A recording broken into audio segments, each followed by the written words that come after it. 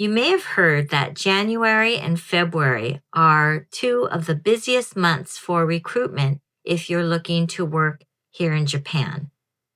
This is because the new fiscal year starts in April, so a lot of companies and schools want to make sure that they have all their positions filled and that they are ready to begin the new fiscal year in April. However, if the early recruitment stages didn't pan out as successfully as schools or companies may have wanted them to, January, February, and March become a very intense period to finalize all their new employees and make sure that they have a full staff ready to start in April. So in this video, I thought I'd discuss a little bit about what you should think about and what you should be aware about if you are contemplating a job change, a career change, or if you're wondering whether or not it's the right time to make a move or whether you should stay at your current job.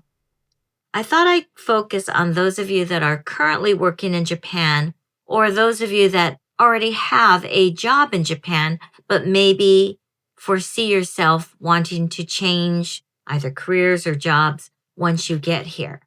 There's a lot of things to think about, a lot of things to consider, and a lot of things that I've observed while working here in Japan, both from incidents and experiences that have happened to me, and also things that I've observed amongst my colleagues and other people that work here in Japan. So for those of you that are new here, my name is Kim. I am a retired elementary school teacher. I won't go over my full resume, but I've worked in several different prefectures, 5 to be exact. My first job in Japan was on the JET program, and that was 37 years ago. Yes, I came to Japan in 1988. From 1988 until now, 2026, I've worked in a variety of different schools ranging from preschool all the way up to an agricultural college. I've had experience as an ALT and also as an immersion teacher, which if you're not familiar with the immersion programs here in Japan, it's teaching the core subjects such as English, math, science, PE, art, everything in English. The Japanese students learn their Japanese and their social studies, history, all in Japanese, but other subjects are taught all in English. My final school here in Japan is what they would maybe nickname an elevator school. It's an elementary school that is attached to a major university.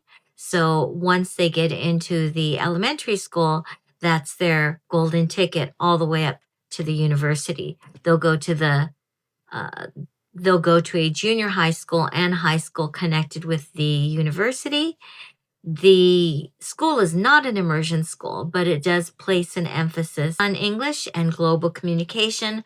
So its program is relatively unique as compared to maybe other public schools or other schools that are connected with universities in Japan. I was forced to retire because of age 2 years ago when I turned 65. I just turned 67 and I am still working at the same school that I retired from, but on a part-time contract.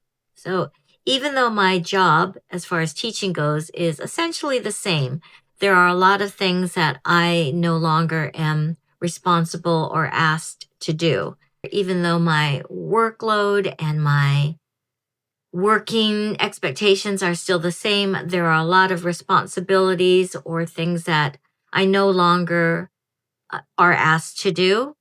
Even if I wanted to do them, I think the part-time contract teachers are not asked to do certain parts of the work that I did when I was working as a full-time tenured teacher. So it's a different contract, But as far as teaching goes, to me, it's the same. Hopefully I can help you avoid the mistakes that I made or give you a little bit of insight to help make your decision making or your career path a little bit easier to navigate. All right. As I mentioned in the beginning, the fiscal year in Japan, which also includes the academic school year in Japan, is from April to March. This means that everything in April is a fresh start. This is when, right, the new graduates begin their work in their new workplaces. It's when the new school year starts. It's when new staff, new employees all greet their new workplaces. It's kind of a stressful time. One of the things that I feel Japan does a lot more than I was used to in the US is they have a whole procedure, a definite starting point and a definite ending point. So in April, everything is fresh, new. You kind of almost have a clean slate to begin. And then in March, everything has closure. My particular job that I am working in now, I interviewed in August and it was for an April start. I was notified in September that I got the position. And so that's a long period of time to prepare. You don't have to, right, just pack up and leave. I had a lot of time to get ready and prepare for the move to where I am now in Yokohama.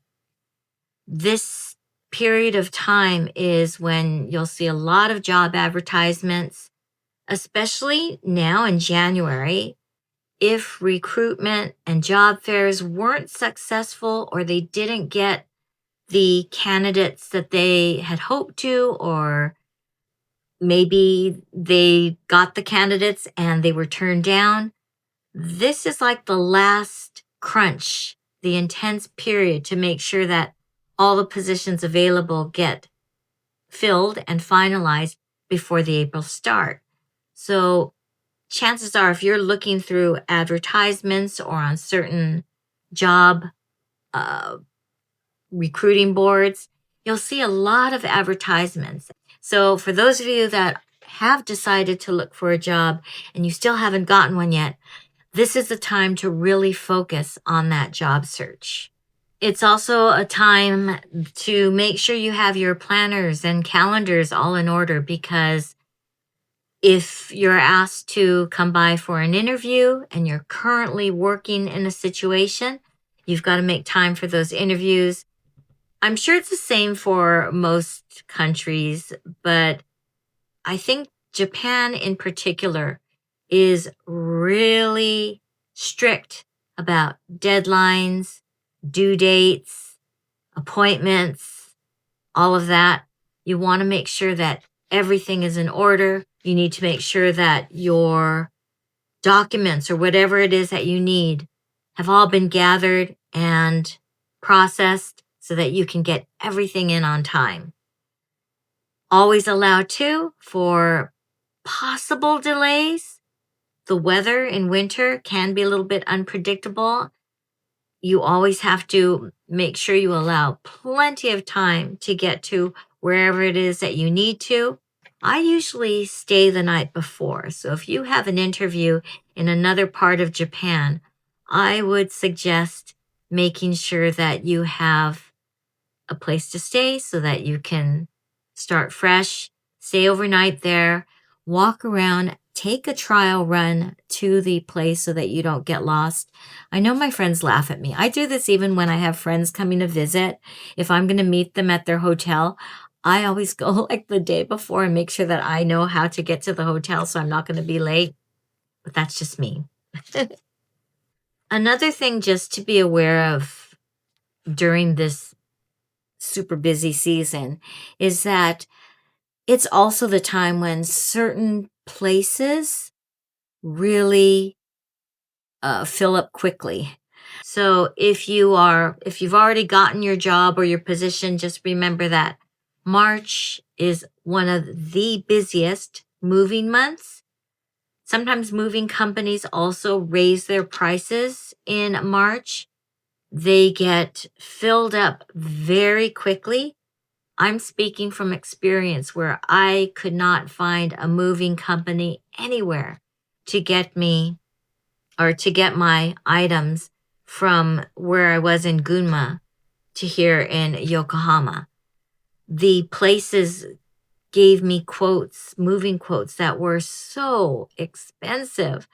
The money that you sometimes receive from your previous job, it wasn't enough to cover the moving expenses. So that kind of was a little bit stressful, and I wound up going with a foreign company. It was actually a private company run by a group of foreigners that had a big moving truck, and they did all the moving. It was for a flat fee. I saved myself almost 2,000 US dollars by going with this small company.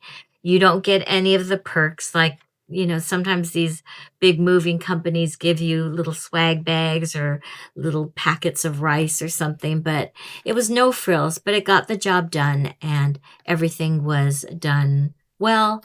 No complaints at all. Unfortunately, I can't even remember the name of the moving company because it's been so long. And at that time, I was just so stressed. I believe I just found them somewhere online. I think I've watched about at least 8 videos from different people that are working currently in Japan and are contemplating whether or not to make a change, whether it be change careers, change job places, change countries even. I've also dealt with a couple of my colleagues that decided to make a change and a move and left last year. So it's a lot to think about. And this is why, man, I am so glad I'm not in my 20s anymore. I can look back at my career, my teaching career, and I will say that when you are in your 20s, it is a lot of decision making. Even as you keep progressing up or down the ladder, whichever path you're taking, so many things can happen that change the course of how your career goes. I feel very blessed that mine just kept going up, up, up, up, up, up, up. Because it could have very well went up, down, up, down, up. You never know. And I think part of that was because I did do a lot of careful thinking before I made decisions, but then I didn't look back. And when I decided to do something, boom, I did it.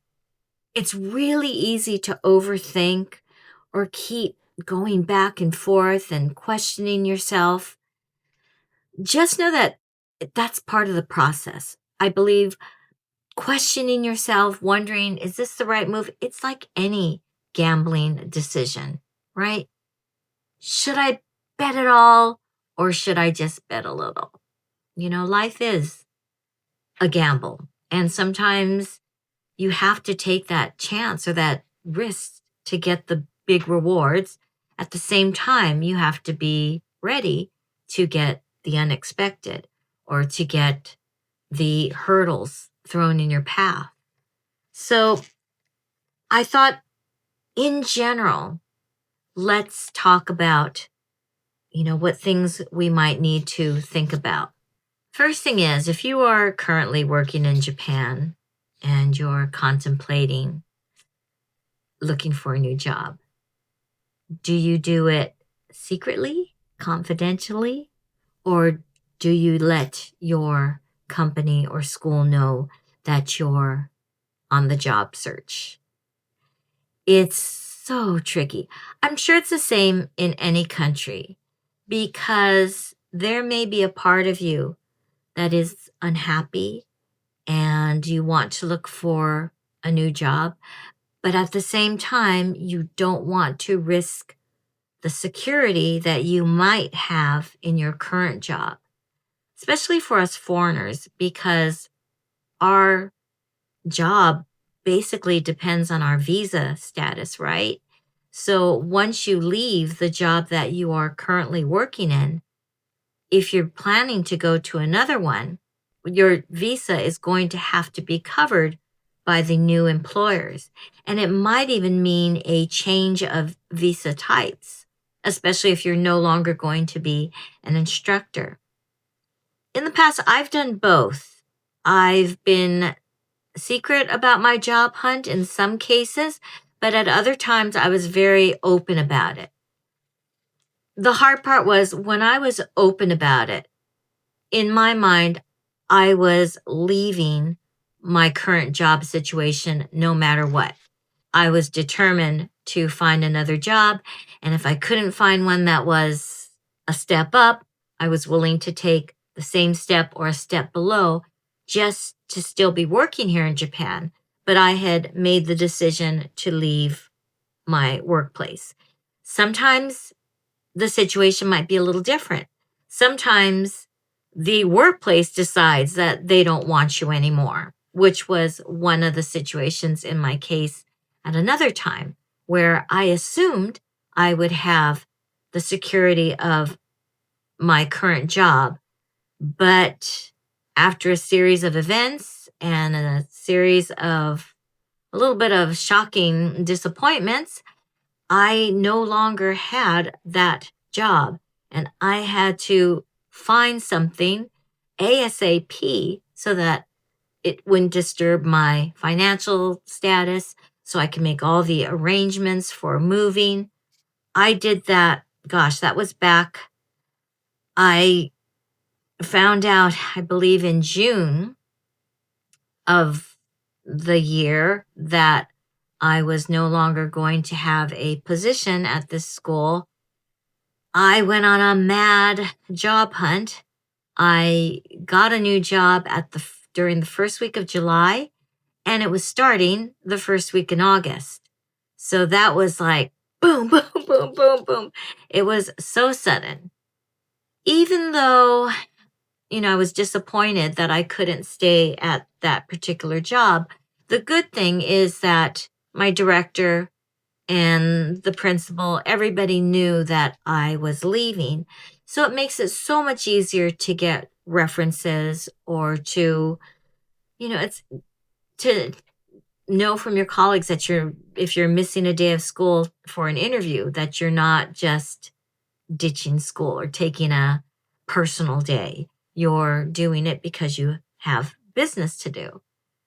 I also feel like it's a lot easier because hopefully you have the support of your current work situation so that they can support your move. And it just makes everything a lot easier.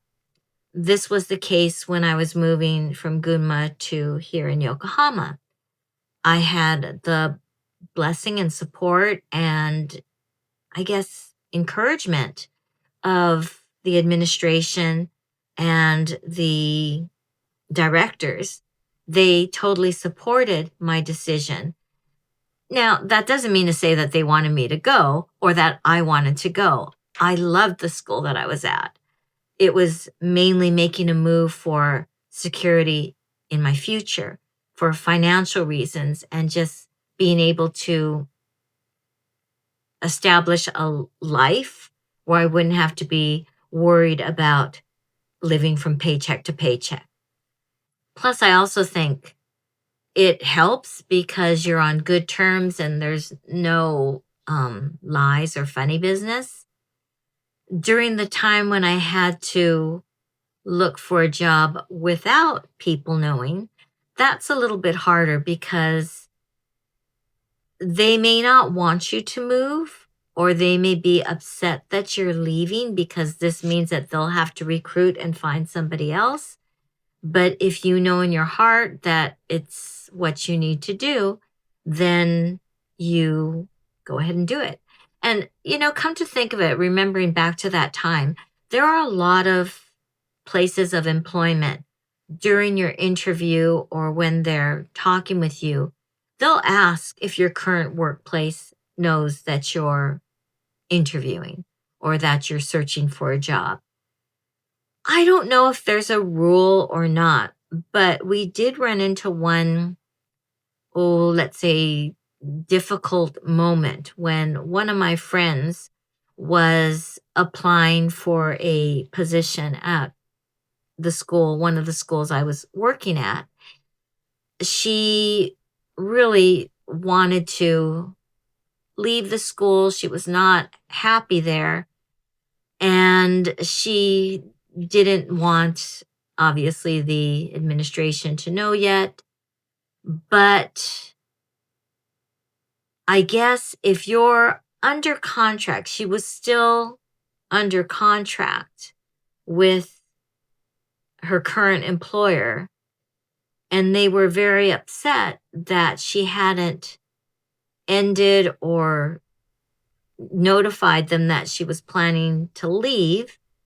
So it became kind of a really sticky situation, whether or not legally was she bound to this contract, and was she doing things behind this contract's back by looking for another employment opportunity. And because of that, I can't remember exactly, but I don't think she received all the severance.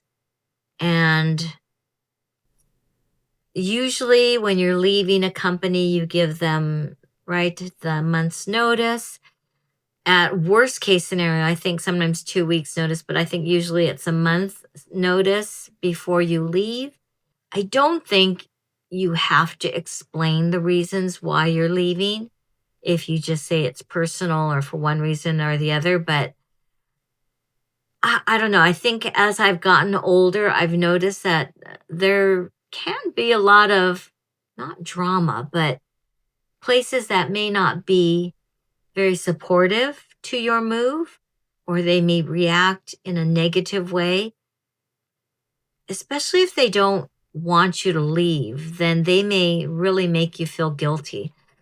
I felt like when I chose to leave one work situation, I was I felt like I was made to feel very guilty and very ungrateful for the time I had worked there. However, I would have stayed there if they could have guaranteed my security or a future there. The type of contract that I had there from the start was a 5-year contract. After those 5 years, you can renew with a mutual agreement, but there's no guarantee that just because you've worked at that particular Board of Education before, that you're going to be rehired just because of your experience.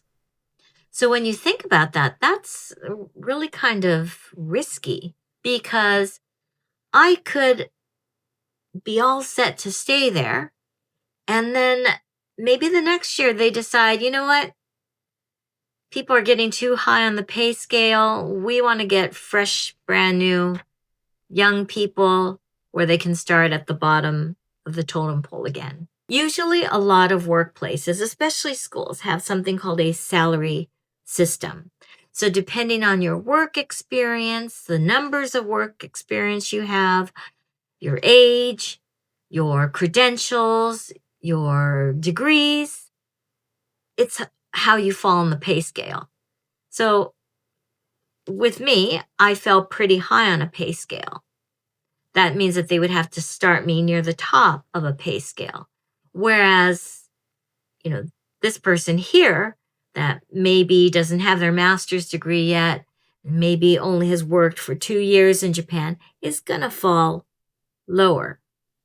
You see what I'm saying? So if companies or schools are looking to save money, they may want to go with the younger teacher. They may not want to renew an older teacher, because that means that money, it's going to be less money for them to hire new workers. Do you see what I'm saying? So I wasn't really, I felt at that time I could get a better position with a little bit more security, which I did. Unfortunately, my colleagues didn't believe that that could happen to them, and that maybe the Board of Education no longer wanted to pay a big salary to keep this group of foreign teachers. Maybe they wanted to go with a hiring company, a dispatch company, to get workers that they didn't have to really take care of. And that, I don't know how much of that goes on now in Japan, but originally, right, there was the JET program. And as time went on and as English became a mandatory subject for grades 5 and 6, a lot of schools started doing private hires, or they would hire their own ALT or English staff to teach the lessons. I don't have any advice on that one. You have to do what's best for you. You know your current job situation best. Sometimes, too, if your company does know, they might have references, or they might have places that they could say, hey, this place is hiring. Or if you'd like to go to this area is looking for teachers or whatever. So, yeah, you're going to have to make that call. Sorry, I can't help you with that one. But if you do need a listening ear, or if you do need some help, feel free to drop your name or something in the comments, and yeah, we can see which is the best to do. I think the hardest part is probably references, like getting a good reference. And a lot of times people are afraid to write a reference from their current workplace because they're afraid that they might get a bad one. Or some companies will think, oh, okay, we understand. And others might think, oh, okay, something must be wrong with this person. So yeah, so that's kind of your call. Next, let's talk about whether to stay or to go. These are, I guess, my reasons why you might want to decide to go. Number one, financial.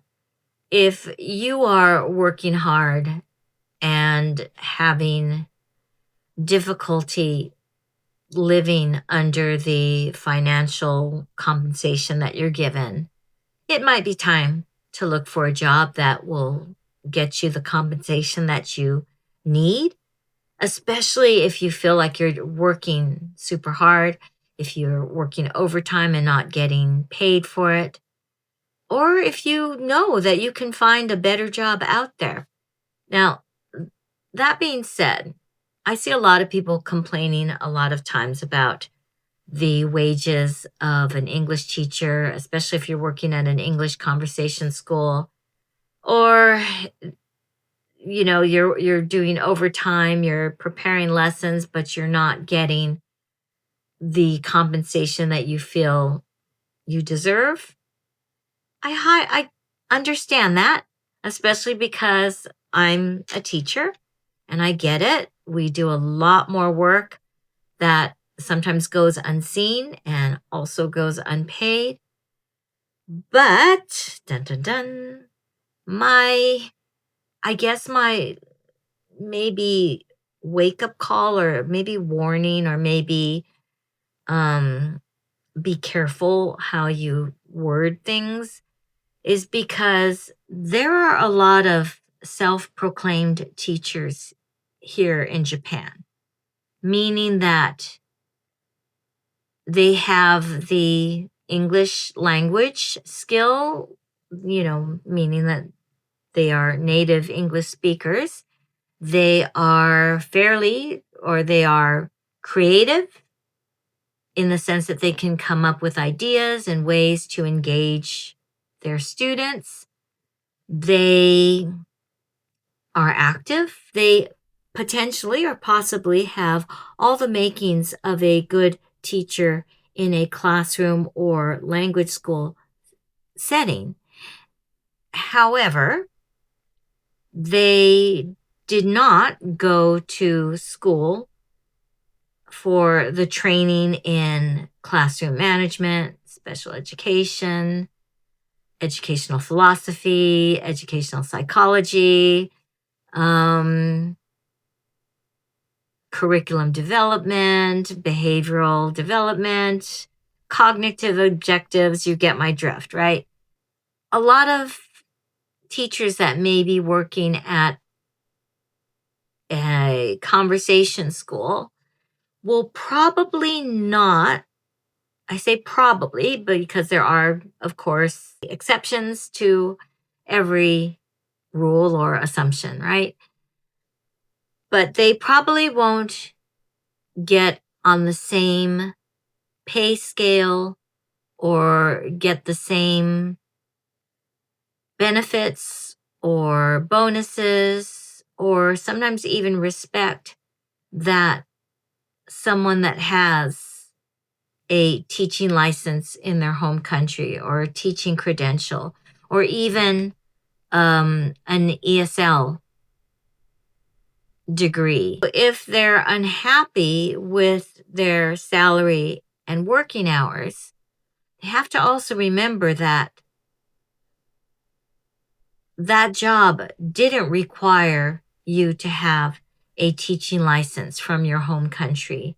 It did not require you to take care of all the documentation that follows a child from school to school, from preschool all the way up to university. I think university, well, at least up to high school. It's a really sticky situation because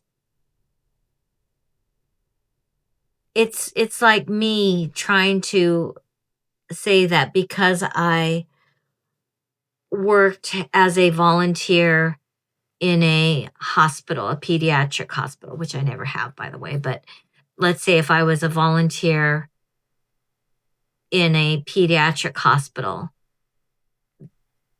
and then calling myself a doctor or a nurse when all I did was play with the kids, but I don't have the knowledge or the training to do the things that nurses do.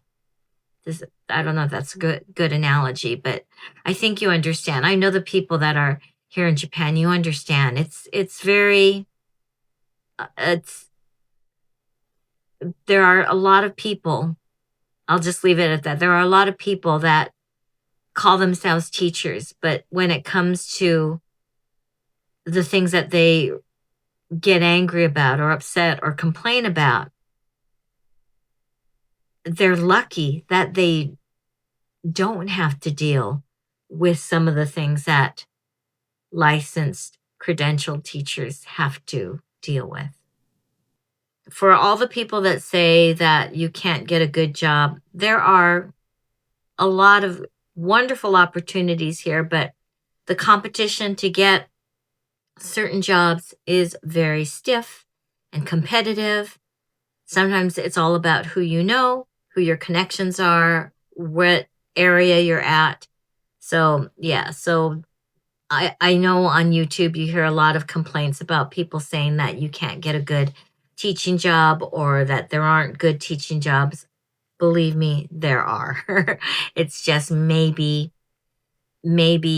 you or people you know aren't qualified or don't fit what that particular school is looking for. And just because you're a qualified teacher doesn't mean that you're going to be good for certain positions either. I have no experience with babies, like preschool, and I think I would probably go nuts. I could entertain very well, but as far as knowing what to do if this situation happened, or what would I do if, this situation happened? I feel extremely confident in some areas, but in the areas that I don't feel confident, I wouldn't say that I can do anything. You know what I'm saying? You have to be realistic. It's next, time demands and vacations. If you aren't happy or the time demands of your job and the vacation periods that you're offered, if you do have vacation days and if you are able to take them freely. If that doesn't match with what you want, don't settle, look elsewhere, because you're going to be unhappy. If you're working a full day or if you're working evenings and nights and that's not your thing, why are you working there? You're going to be miserable. You're not going to be happy. And it's not fair to your students. I think that's something a lot of times people forget here in Japan is no matter how badly you want to come and work in Japan, no matter how badly you want to stay in Japan, so you do a teaching job because everybody tells you that, oh, if you need a job, just go teach. Think about those people that are paying money for your services.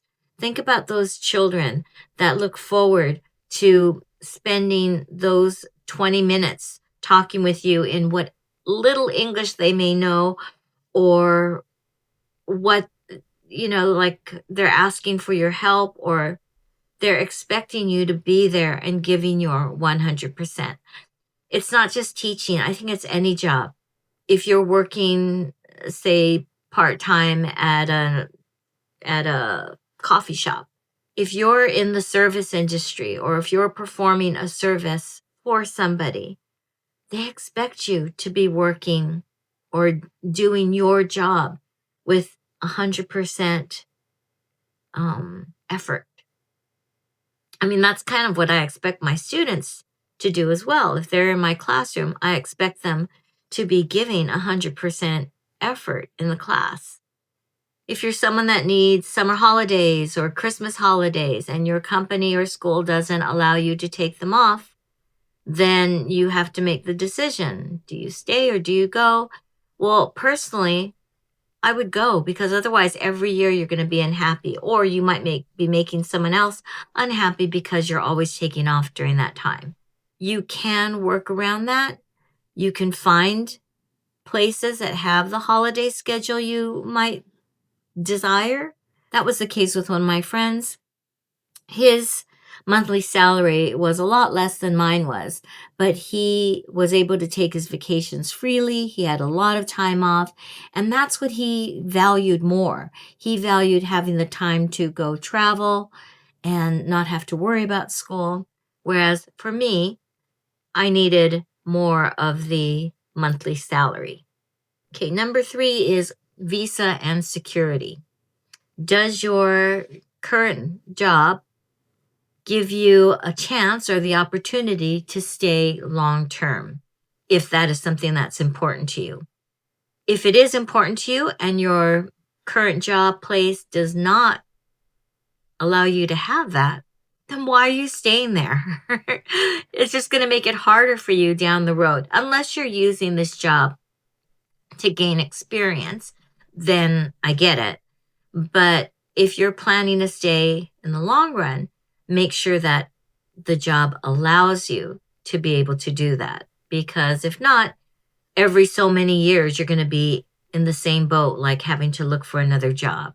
And it's always more stressful to have to look for a job when your job has been cut, not when it's something that you've decided on your own to do.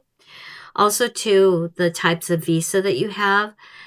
Don't think that just because you have a visa that you can go and start doing other things. The visa is sponsored by your employment or your place of employment. So let's say that you tell them that you're going to be on this program, or you're going to stay at their language school for a year or 2 years, 3 years, whatever. And they give you the visa for a year. And then after the first month, you quit, and in your head, you think, oh, I'm going to be an influencer. I'm going to do private lessons or whatever. If your visa doesn't cover, or if you're doing something that clearly your visa is not sponsoring, that could be big trouble. You don't want to risk anything like doing something or not having the proper visa to do whatever it is you're doing. It's the same for those of you that are on student visas, or um, if your visa is like a certain visa that doesn't allow you to work, you have to make sure that you follow the visa rules very carefully. And if you do leave a position or you change jobs, make sure you get that change taken care of. I believe it's City Hall immigration, so that you're doing everything legally. You don't want to risk not being able to be here at all because you tried to do something you shouldn't have been doing. I mean, that makes sense, right? Number 4, I think you should leave if you are not getting any experience that could be a stepping stone into your next position.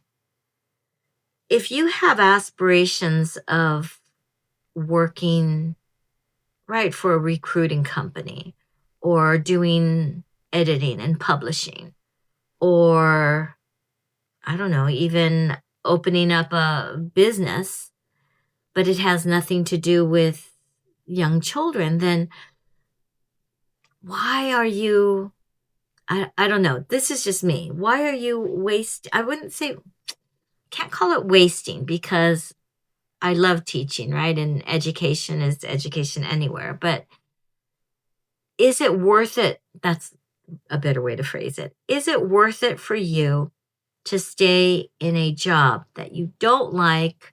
You're just doing it for the money or for the visa, and it will have nothing to do with what you ultimately want to do in your future. If you can spare the year or two, then fine. I think, JED is a good thing to experience, and I think it's valuable in many, many ways. I think any teaching job is valuable because it gives you experience in so many different skill sets and so many different realms of life. But I would say be careful not to waste away opportunities, or be too comfortable because the work is something you don't really have to think about, when you could be doing something like improving your IT skills, or learning Japanese, or developing travel itineraries, whatever. 5th and most important, if your current job is affecting your mental health, it's time to leave. I know it's hard, and I know it is not the easiest decision to make when you're not happy and you're depressed, or you're upset, or you're angry, or you're frustrated. Maybe leaving so quickly or spontaneously is not always the best thing, but it definitely is something I think you need to consider if you're that unhappy. Are you burnt out because of the workload? Are you burnt out because of pressures from either your students, your parents, by parents, not your own personal parents, but the parents of your students, your colleagues, your administrators? Are they putting unfair demands on you to get certain things done?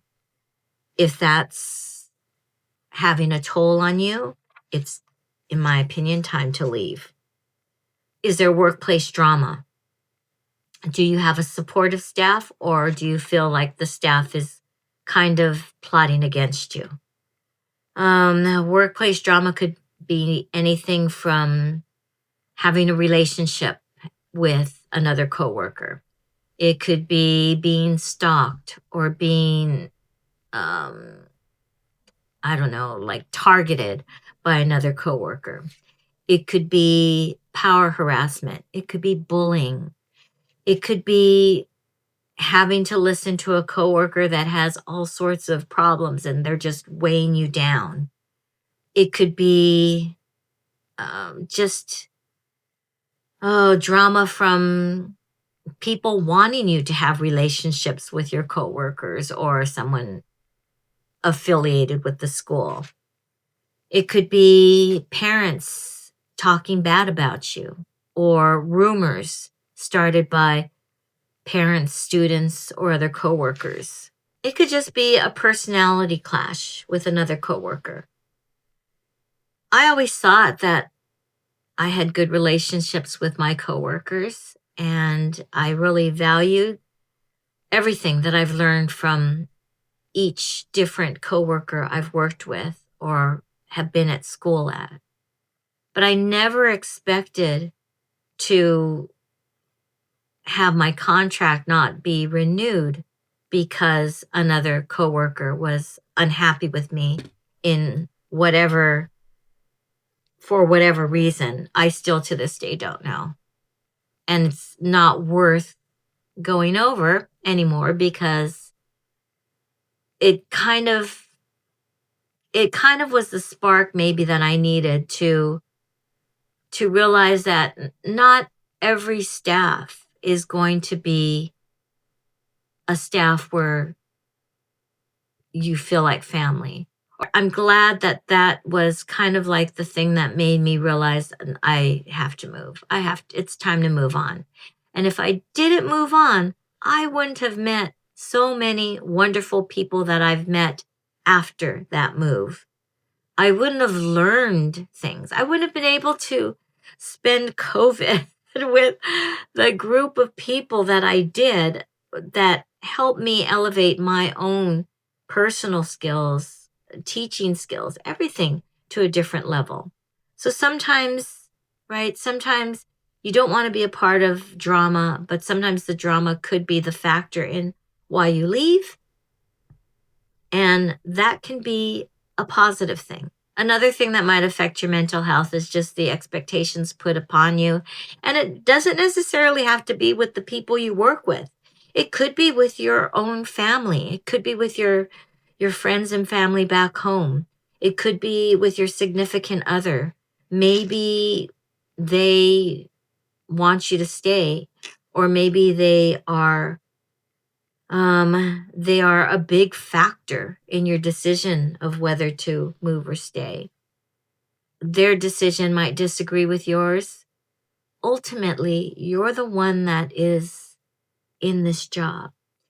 If you're not happy, if it's not working for you, even if they tell you, oh, just stay a little bit longer, make your decision to leave and don't second guess yourself. There's better and brighter things ahead. Trust me. I was talking about this next thing with a close friend of mine who was also a former colleague. And we were talking about, is it a good decision to move on? Or is it better to stay someplace for a long period of time?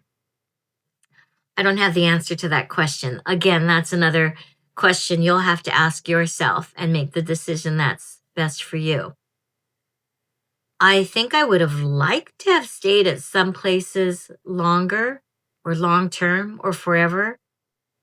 But when you start thinking about factors and other things, you realize maybe it's not the right decision. I loved my school in Los Angeles. I loved my life in Los Angeles. But I was only there at that school for 8 years, and then I left intending to come back, but I never did. And no regrets about that. But I sometimes do wonder what would have happened if I would have stayed. Would I would have stayed at that school all the way until I retired? Would I have ever got the chance to experience different grade levels, like teaching high school for a few years? That's what I mean. You just don't know sometimes until you make that decision. And then you realize later on whether that decision was the right one for you. In my case, all my decisions have been the right one because I'm where I'm at today because of those decisions. I think if you stay at the same place, it's because you're comfortable, you're confident, you've built a community at wherever you are that you're working at. I don't know, you know everything, you know the people. You don't need to change because you've kind of maybe become set in your ways. You know what happens at this time of year. You know what to do in this situation. You know what happens at this event. But I feel like when you're like in that situation, or if you're a person like that, if something goes wrong, or if you're not happy, instead of evaluating yourself or your situation, you might expect everyone else to move on so that your life is better. You might, right? You might blame them for the problems that are happening at school because it can't be you. You've been here for a long time. You're the veteran. I don't know whether or not I enjoy working with people like that. We have a lot at this particular school that I'm at because they've done the same thing for years and years. So when something new happens, like having to teach online during COVID, or having to use an iPad in a lesson, or having to switch to this different grading program, right? You get comfortable with what you know and what you've done, so you don't want to learn something new. And I think the longer you stay at a place, the stronger that type of mindset gets. Whereas if you're someone that's kind of used to moving or getting used to having to do new things, you learn. You learn the new skills from people and what you have to do in this situation, and you get introduced to a whole bunch of new things. So that's why I understand where those people who have stayed at the same school forever and ever, or the same company forever and ever, I understand that. They also probably want to move up. Maybe they want to someday be at the top of the grade level or the subject. But I don't know. I think in some ways it's good because if you're working at a place where you can actually move up a career ladder, get better pay, promotions, benefits, get to be in charge of certain things that, right, you have all that power. I see that happening. I see why you would want that to happen by staying at your same workplace. The downside is that when other teachers, such as me, see that this person has been staying the same for so long and is unwilling to change, or just has that like power thing, like I've been here for so many years, I don't know if I feel comfortable being at a workplace with somebody like that, because it sort of shows that they're maybe not willing to come out of their comfort zone and try something new, or maybe they are reluctant to change. What happens if you're one of those people that is just out of school because you're waiting to climb that ladder and that promotion never comes, or you never become principal or vice principal, or you never learn how to do some kind of activity? And so when you don't learn how to do it, you get angry, you take it out on other people, you're grouchy, you're not happy, but you don't have the initiative or the motivation to make those changes, like move or help another colleague, right? Well, let's finish this off with the benefits of moving or making that move and changing jobs, careers, countries, whatever. Number one, If you move, you have the opportunities, and it's up to you to take those opportunities, but you have the opportunity to meet so many more new people. You'll get introduced to new work styles, new work philosophies. It might be similar to the one that you worked at before, but it's a fresh environment. You'll learn new skills because every person you come in contact with has different skill sets. You'll make new friendships. We all know how sometimes just getting away or going on a short trip makes us feel better or uplifts us, gives us back the energy. I think there are so many times in our lives when we come across the fork in the road. Do I go this way or this way? Do I take the safe path or the unknown path? I think you're always going to have decisions to make regarding your career, regarding to where you're going to live and settle down, where you want to live and settle down. It's just a lot of decision making. 2026 is the year of the fire horse, and every website that I see always talks about how powerful the fire horse is and how he's just emerged from 2025 into this new year. I feel that energy, and I really feel like this may be the year that everything goes smoothly, that we get everybody in the right place where they're supposed to be. Thank you so much for watching. I appreciate everything that you do for me, and I will see you, I hope, in the next video.